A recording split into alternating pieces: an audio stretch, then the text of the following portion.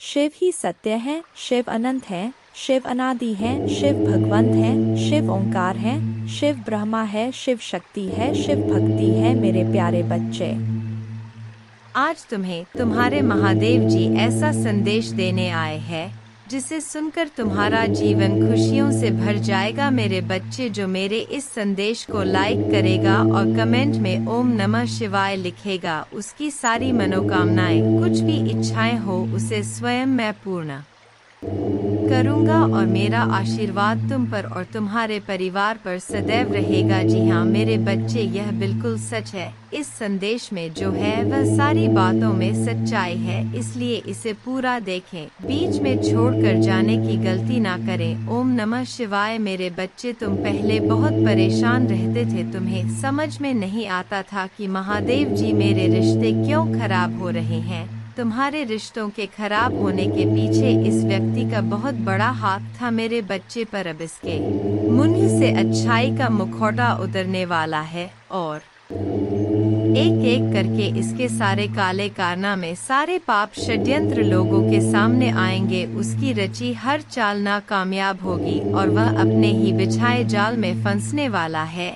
अब हर तरफ से उस पर उंगली उठेगी और वह कटघरे में खड़ा होगा जहां वह खुद को सही साबित नहीं कर पाएगा, क्योंकि उसके सारे सबूत झूठे हैं, सारे रिश्ते झूठे हैं। उसके साथ कोई नहीं खड़ा होगा, उसकी बातों पर कोई यकीन नहीं करेगा। वह बहुत बड़ा ढोंगी है और अब उसकी सच्चाई लोगों के सामने आएगी। अब वक्त ऐसी करवट लेगा जहां तुम्हें लोगों को अपनी सच्चाई का सबूत देने की कोई जरूरत नहीं है, क्योंकि अब तुम्हारे महादेव जी इस समाज को तुम्हारी सच्चाई का सबूत देंगे और असली दुश्मन का चेहरा सबके सामने लेकर आऊंगा मैं। जैसे तुम्हारे जीवन में अचानक से ही सब कुछ खराब हो गया था, वैसे ही सब कुछ अचानक ठीक कर दूंगा मैं। जिन लोगों ने भी बुरे वक्त में तुम्हारा साथ छोड़ दिया था, यह व्यक्ति उन लोगों को भी बहुत गहरी छोड़ देने वाला है, इसलिए तुम पहले से ही खुद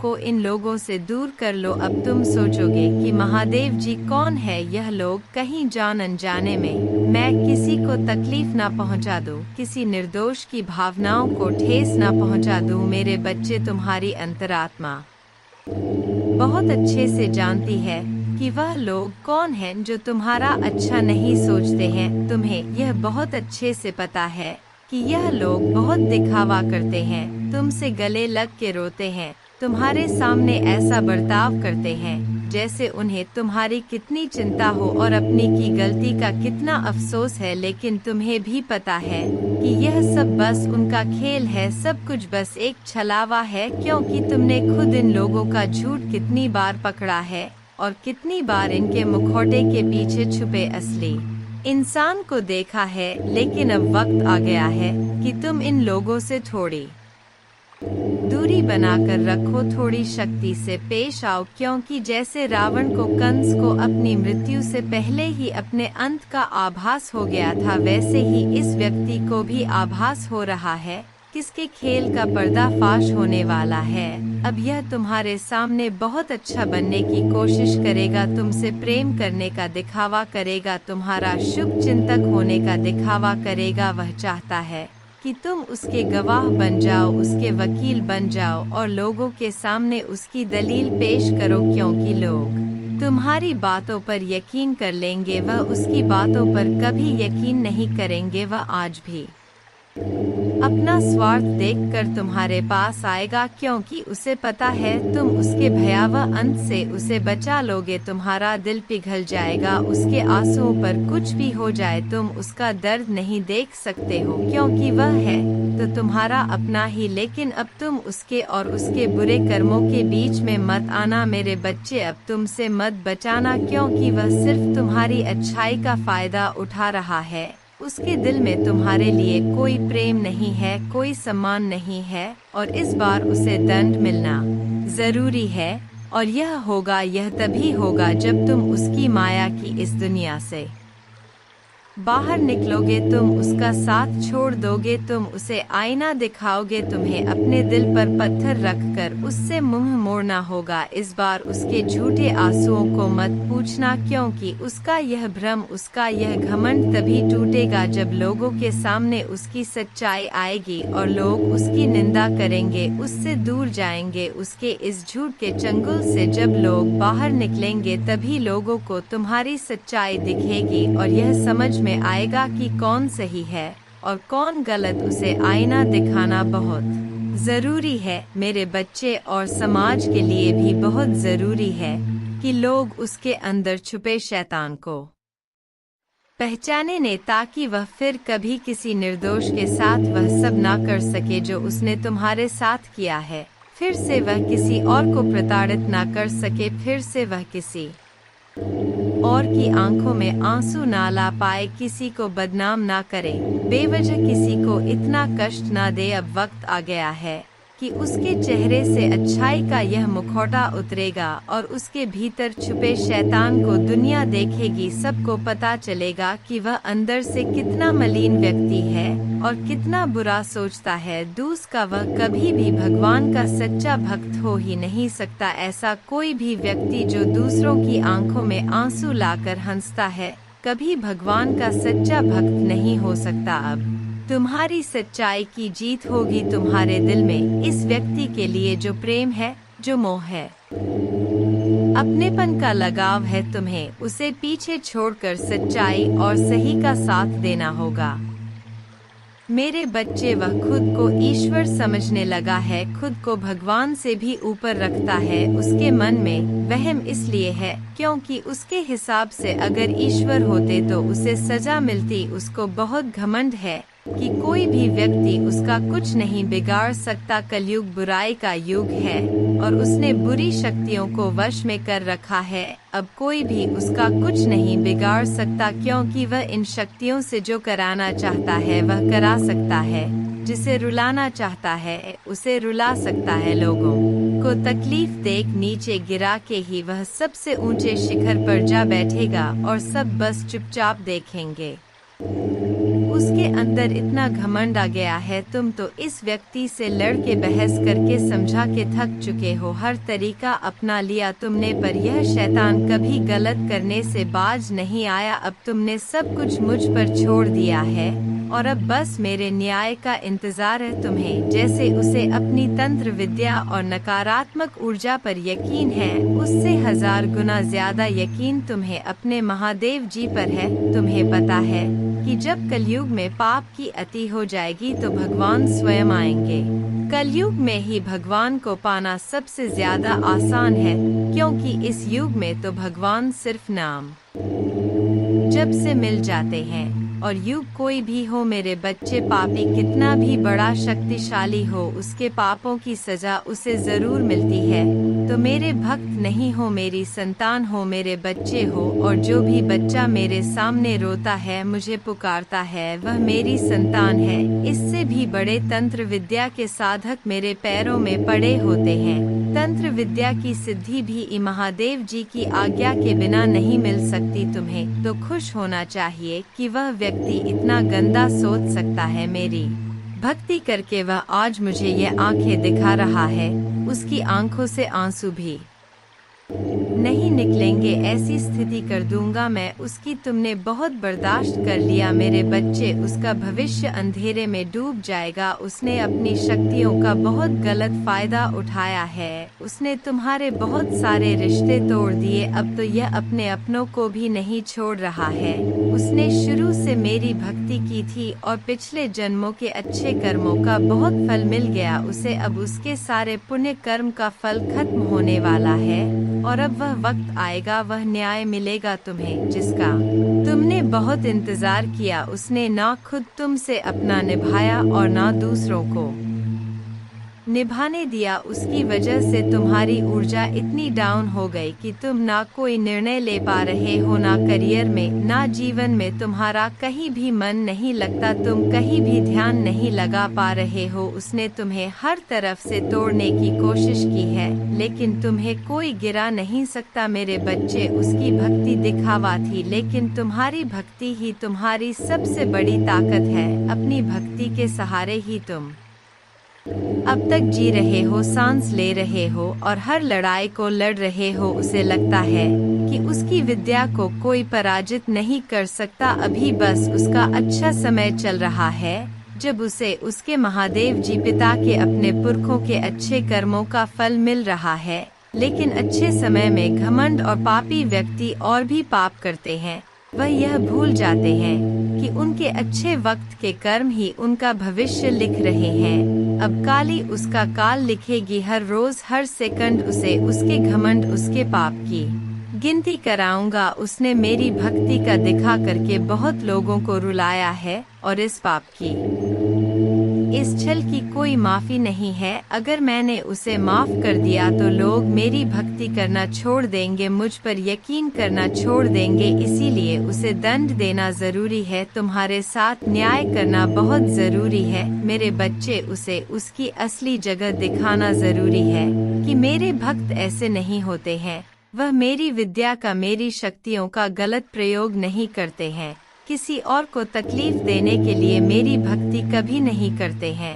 वह मेरी संतान है, वह मुझसे प्रेम करते हैं, इसीलिए वह सबसे प्रेम करते हैं, क्योंकि वह सब में मुझे देखते हैं। मेरी संतान दूसरों की आंखों में आंसू नहीं ला सकती, लिए बस अब तुम देखते जाओ मैं उसका क्या हाल करता हूँ और कैसे उसके घमंड को चूर चूर कर देती हूँ। उसकी ऐसी हालत देखकर कोई भी व्यक्ति खुद को ईश्वर से ऊपर कभी नहीं मानेगा और ना कभी अपनी भक्ति पर, अपनी शक्तियों पर घमंड करके दूसरों को प्रताड़ित व मेरे पैरों में पड़कर माफी की भीख मांगेगा। अब उसके बुरे दिनों की न शुरू हो गई है, उसके अच्छे कर्मों का फल खत्म हो रहा है, उसके जीवन में अंधेरा आने वाला है। उसका अहम, उसका घमंड ही उसकी बर्बादी का सबसे बड़ा कारण बनेगा और वह अपनी सारी शक्तियाँ खो बैठेगा, बहुत लाचार और असहाय पाएगा वह इस दुनिया में खुद को, जहाँ उसका कोई साथ नहीं देगा। तब उसे समझ में आएगा कि मेरे आशीर्वाद के बिना उसकी सारी शक्तियाँ व्यर्थ हैं। मेरे विरुद्ध जाकर उसने अपना सब कुछ खुद बर्बाद किया है। तुम्हें रुलाकर उसने अपने जीवन की सबसे बड़ी गलती की है। तुम्हें कमजोर समझना ही उसके सबसे बड़ी भूल है और मुझे चुनौती देकर उसने अपने काल को निमंत्रण दिया है। अब मेरे प्रकोप से, मेरे क्रोध से उसे कोई नहीं बचा सकता। मेरे बच्चे, तुम दोनों के रिश्ते में बहुत खटास आ गई है। उसकी जबान तुम्हारे लिए हमेशा तलवार की तरह काम करती है। वह हमेशा तुम्हें अपने शब्दों से चोट पहुंचाता है, तुम्हारे ऊपर हमेशा किसी तीसरे व्यक्ति को रखता है, हमेशा तुम्हें नीचा दिखाता है और कभी भी तुम्हारे साथ वफादार नहीं रहा वो। लेकिन उसके इतने बुरे बर्ताव के बाद भी तुमने हमेशा उस पर यकीन रखा, उसे हमेशा प्रेम, मान, सम्मान ही दिया है। अपनी तरफ से तुमने कभी भी उसके प्रेम पर, उसके चरित्र पर प्रश्न नहीं उठाया। उसने तुमसे जो कुछ भी बताया, जितना भी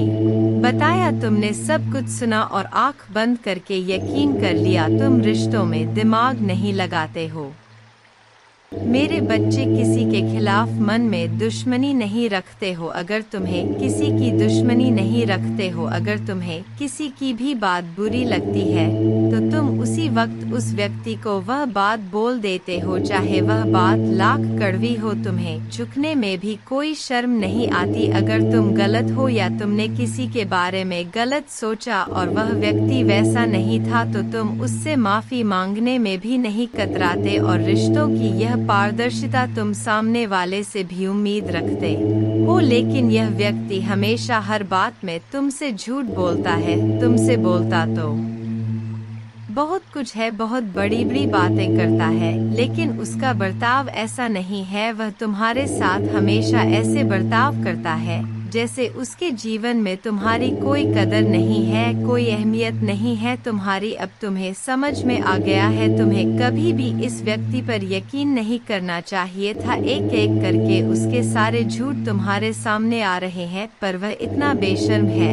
कि वह अभी भी सीना चौड़ा करके झूठ बोल रहा है और तुम्हारे ही प्रेम पर, तुम्हारी ही सच्चाई पर उंगली उठा रहा है। वह कभी भी सच का सामना नहीं करता है। तुमने उसे किसी और के साथ देख भी लिया है, फिर भी वह अपनी गलती को मानकर तुमसे माफी मांगने के लिए तैयार नहीं है। तुम दोनों के रिश्ते में सच्चाई बची ही नहीं है। कोई तीसरा व्यक्ति भी है जो इसके अंदर तुम्हारे लिए बहुत जहर भर रहा है और उन दोनों का धोखा तुम्हारे सामने आ गया है। इसने कभी तुम्हारे बारे में नहीं सोचा मेरे बच्चे। अब तुम भी इसके बारे में सोचना छोड़ दो, क्योंकि अब वह भी वही सब झेलने वाला है जो उसने तुम्हारे साथ किया है। वह कहते हैं ना, इंसान जो बोता है वही काटता है। अब वक्त आ गया है जब वह व्यक्ति अपनी बोई फसल काटेगा। किसी व्यक्ति के कहने पर इसने तुम्हारे जीवन में बहुत जहर के बीज बोए, अब भी उसी जहर को पीना होगा। इंसान अपने कर्मों से नहीं बच पाता है। मनुष्य जो करता है वह लौटकर उस पर जरूर आता है।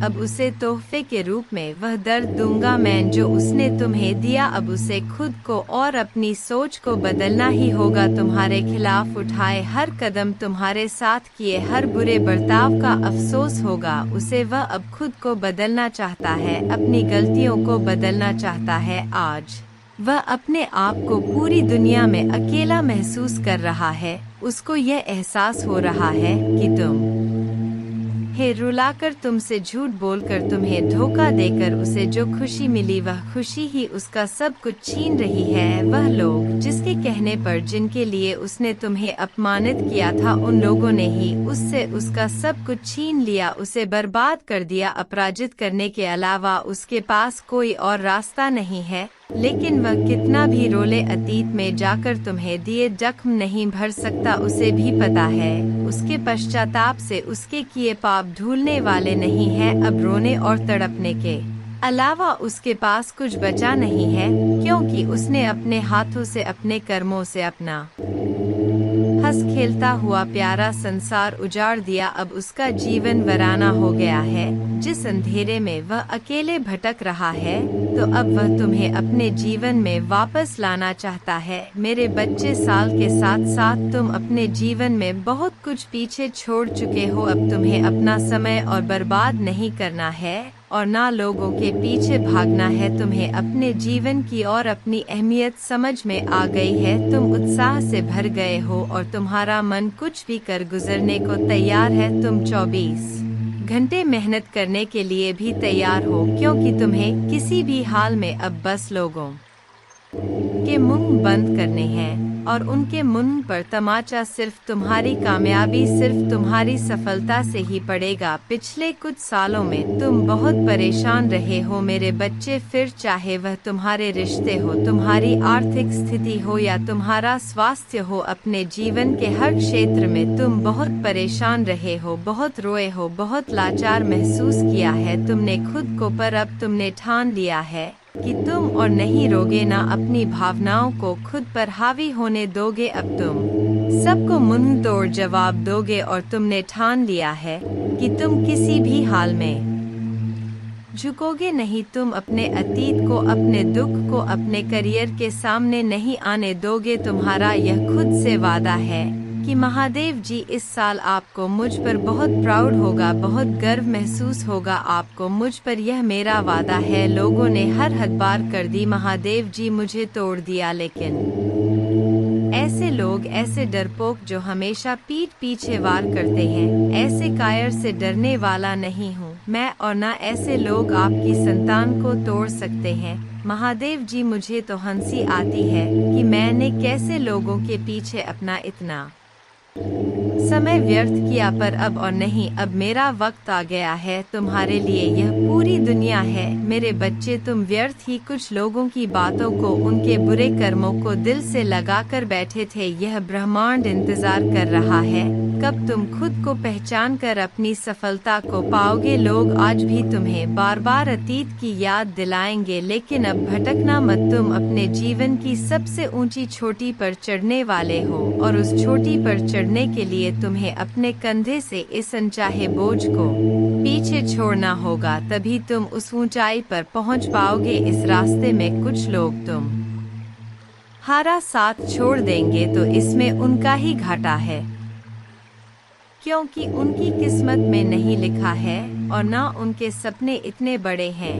इसलिए अकेले चलने के लिए तैयार रहना और किसी से भी कोई उम्मीद मत रखना। तुमने आज तक अपनी जिन इच्छाओं को भी मार दिया था, त्याग कर दिया था, तुम्हारे वह सारे सपने पूरे करूंगा। मेरी ब्लेसिंग्स की बरसात होने वाली है, हर तरफ से सिर्फ सकारात्मक ऊर्जा और पूरे ब्रह्मांड का आशीर्वाद मिलने वाला है तुम्हें। तुम जैसे जैसे अपनी सफलता की ओर बढ़ रहे हो, खुद की ताकत को पहचान रहे हो, खुद की कमियों पर, कमजोरियों पर काम कर रहे हो। जब से तुमने ठान लिया है कि अब तुम और रोगे नहीं, तना ही तुम निखर रहे हो मेरे बच्चे। और तुम्हें चमकता हुआ, खुश खिलता हुआ देखकर तुम्हारा बुरा चाहने वाले लोग जल रहे हैं, उनके चेहरे मुरझा रहे हैं। बस उनकी बुरी नजर से खुद को बचा कर रखना। अपनी खुशी को उनके साथ भूल कर भी मत बांटना। तुम्हारी खुशी तुम्हारे अंदर ही है, जो अब तुम्हें समझ में आ गया है। तुम्हें भी यह महसूस होने लगा है कि महादेव जी, मेरा वक्त आ गया है। तुम्हारे जीवन की हर परिस्थिति को ठीक करूंगा मैं। जहां तुम खुद को फंसा हुआ पा रहे थे, वहीं अपने जीवन में सबसे बड़े चमत्कार होते देखोगे। तुम बहुत बार अपने शरीर की वजह से भी मात खा जाते हो, पर अब मैं तुम्हारी हर समस्या का समाधान करूंगा, तुम्हारी प्रार्थना का फल दूंगी मैं तुम्हें। बस तुम भी अपनी महादेव जी से एक वादा करो, तुम्हारी आंखों में अब कभी आंसू नहीं आएंगे। कितनी भी बड़ी समस्या आ जाए, तुम उसमें मेरा छुपा हुआ संदेश, उस परिस्थिति में भी मेरी दी हुई ब्लेसिंग्स को ढूंढ कर दिखाओगे और खुश रहोगे। मुझ पर यकीन रखोगे कि मेरी महादेव जी मेरा बुरा नहीं कर सकती है। इस बार भी वह कुछ बता रही है मुझे और कोई सच्चाई दिखाना चाहती है। मुझसे वादा करो कि हर परिस्थिति में अपने मन को शांत करके मुझसे जुड़ने की कोशिश करोगे तुम, और हर परिस्थिति में अपनी महादेव जी का धन्यवाद करोगे। बस यह वादा करो मुझसे मेरे बच्चे कि अब तुम अपना समय लोगों के पीछे बर्बाद नहीं करोगे, सिर्फ अपने सपनों के पीछे भागोगे और अपने ऊपर काम करोगे। तुम्हारा जीवन ब्लेसिंग्स एंडन से भरने वाला है। मेरी शक्ति तुम्हारे भीतर प्रवेश करने वाली है। तुम्हारी भक्ति ही तुम्हारी सबसे बड़ी शक्ति बनने वाली है। तुम्हारी प्रार्थना तुम्हें वहां ले जाएगी जहां जाने के तुमने सपने भी नहीं देखे थे। मेरे बच्चे, बस मेहनत करने से मुंह मत मोड़ना। खुद के घर को, शरीर को और मन को हमेशा साफ रखना, क्योंकि जितनी सकारात्मकता और स्वच्छ ऊर्जा रहेगी, उतनी ही हाई वाइब्रेशन रहेगी तुम्हारी, और उतना ही एंडन से भरा होगा तुम्हारा जीवन। इसलिए प्रतिदिन कुछ ऐसे कार्य करना जिससे तुम्हारे आसपास हमेशा सकारात्मकता। नमक के पानी से अपने घर में पूछा लगाना, भजन सुनना, नाम जप करना। में पूछा लगाना, भजन सुनना, नाम जप करना, जिससे तुम्हारा मन शांत रहे और तुम कैसे चलते हो, कैसे उठते हो, कैसे बैठते हो, अपनी हर क्रिया पर बहुत ध्यान रखना और ऐसे ही बर्ताव करना जैसे तुम्हारे सपने सच हो गए हो। तुम बहुत बड़े आदमी हो। जब तुम वहां पहुंच जाओगे तो तुम कैसी जिंदगी जियोगे, कैसे रहोगे, बर्ताव करोगे, वैसे जीना शुरू कर दो, क्योंकि तुम्हारे सपनों के सच होने का वक्त आ गया है मेरे बच्चे। तुम्हें तकलीफ देने वाला व्यक्ति खुद को विक्टिम दिखाकर तुम्हें ही विलन बना रहा है। वह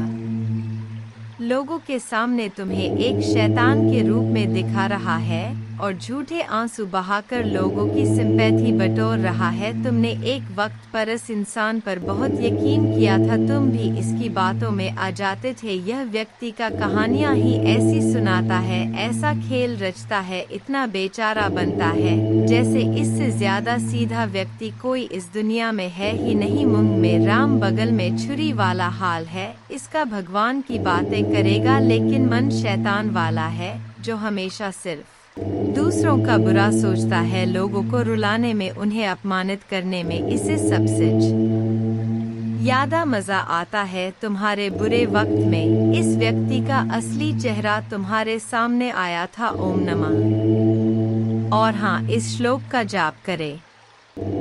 सौराष्ट्रे सोमनाथ च श्रीशैले मल्लिकार्जुनम उज्जैन्यां महाकाल मोमकारं मल्लेश्वरम परल्यां वैद्यनाथं च डाकिन्यां भीमशंकरम सेतुबन्धे तु रामेशं नागेशं दारुकावने वाराणस्यां तु विश्वेशं त्र्यम्बकं गौतमी तटे हिमालये तु केदारं घुष्मेशं च शिवालये एतानि ज्योतिर्लिंगानि सायं प्रात पठेन्नर सप्त जन्मकृतं पापं स्मरणेन विनश्यति अन्यथा शरणं नास्ति त्वमेव शरणं मम तस्मात् कारुण्य भावेन रक्ष मां महेश्वर। पूजा करने की विधि। पूजा प्रत्यक्ष करे या काल्पनिक करे कि तांबे का लोटा लेकर उसमें शुद्ध जल, दूध, चावल, दुर्वा, बिल्व पत्र, शमी पत्र, सफेद तिल, काला तिल, गन्ने का रस, शहद, गुड़, घी, जूही के पुष्प, चमेली के पुष्प, कनेर के पुष्प, अलसी के पुष्प, आंकड़े के पुष्प, भांग, धतूरा मिलाकर शिवलिंग ऊपर धृत धारा चालू रख के उपरोक्त लघु रुद्राभिषेक स्तोत्रम का पठन 11 बार श्रद्धा पूर्वक करने से जीवन में आई हुई और आने वाली आधी व्याधि और उपाधि से छुटकारा मिलता है और सुख शांति प्राप्त होती है। जय महाकाल।